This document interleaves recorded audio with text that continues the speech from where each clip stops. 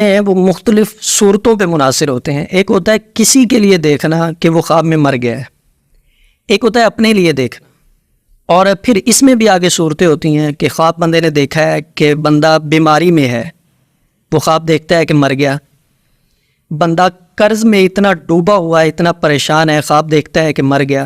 اب جس نے بیماری میں دیکھا ہے اپنے آپ کو کہ مر گیا ہے، یہ اشارہ ہے اس طرف کہ بیماری سے اللہ اسے صحت کی طرف لے جائیں گے. اور جس نے یہ دیکھا ہے کہ مقروض ہے اور مر گیا ہے، اللہ اس کے قرض کی ادائیگی کا بندوبست کر دیں گے، قرض سے اسے نجات مل جائے گی. یہ خواب کی صورت پہ منحصر ہے. اور کسی کو دیکھا اگر مر گیا، اگر کسی کو دیکھا کہ وہ مر گیا تو اس کی بھی صورت دیکھی جائے گی. اگر بیماری میں اسے دیکھا ہے تو اسے صحت مل جائے گی.